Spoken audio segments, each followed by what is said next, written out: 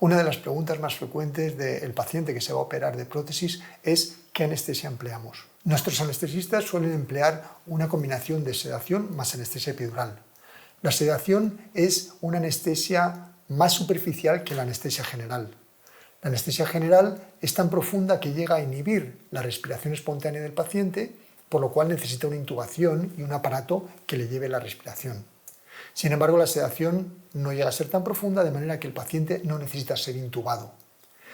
Pero esa sedación puede ser más o menos profunda según decida el anestesista o según responda el paciente a la medicación, hasta el punto de llegar a introducir al paciente en una inconsciencia, que no oiga lo que está ocurriendo en quirófano, ni siquiera sienta el pinchazo de la epidural.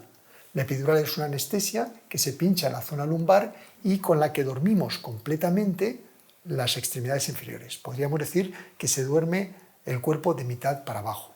¿Qué conseguimos de esa manera? Conseguimos que el área en el que estamos operando no tenga sensibilidad alguna, no despierte al paciente, de manera que así la sedación no necesita ser demasiado profunda para que el paciente esté en calma en quirófano. Como decimos, normalmente la sedación se emplea más para que esté cómodo, tranquilo, sin oír ruidos, pero como no es consciente de ningún dolor por la epidural, tampoco necesita ser una medicación muy profunda.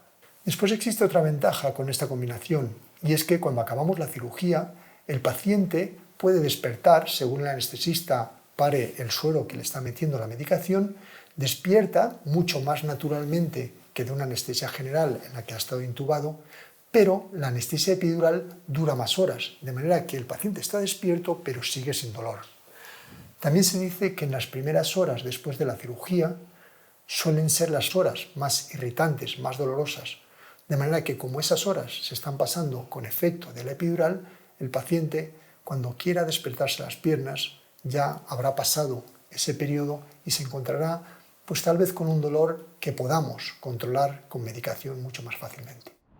Otra pregunta muy frecuente es ¿cuánto dura la cirugía de la prótesis? Normalmente es una cirugía que suele durar unas 2 horas de piel a piel, como decimos los cirujanos, desde que empezamos la incisión en piel con el bisturí hasta que anudamos el último punto. Sin embargo, si nos pregunta el acompañante, a esto le debemos sumar 1 hora a lo mejor de preparación de la anestesia antes de empezar la cirugía y después de la cirugía otras 2 horas que tenemos al paciente en observación en lo que llamamos la sala de despertar. De manera que podríamos sumar unas 4 o 5 horas del paciente en quirófano. El tener al paciente 2 horas en la sala de despertar después de la cirugía es porque esas 2 primeras horas en las que se va despertando, va metabolizando la anestesia, pues pueden ser más delicadas, tenemos que observarle, está más obnubilado, de manera que lo que queremos siempre es que el paciente suba mucho más consciente y ya mucho más despierto a la habitación con los familiares. Siempre disponemos de una enfermera que se encargaría de llamar a los familiares para explicarles el por qué se está alargando la cirugía y así evitar preocupaciones extras. De hecho, cuando en ICTRA empezamos a emplear la técnica mínimamente invasiva para la cirugía protésica, la cirugía se nos alargaba 1 o 2 horas más, porque se trata de una cirugía que pretende hacer menos daño a los tejidos que rodean la articulación y por ello suele ser más laboriosa.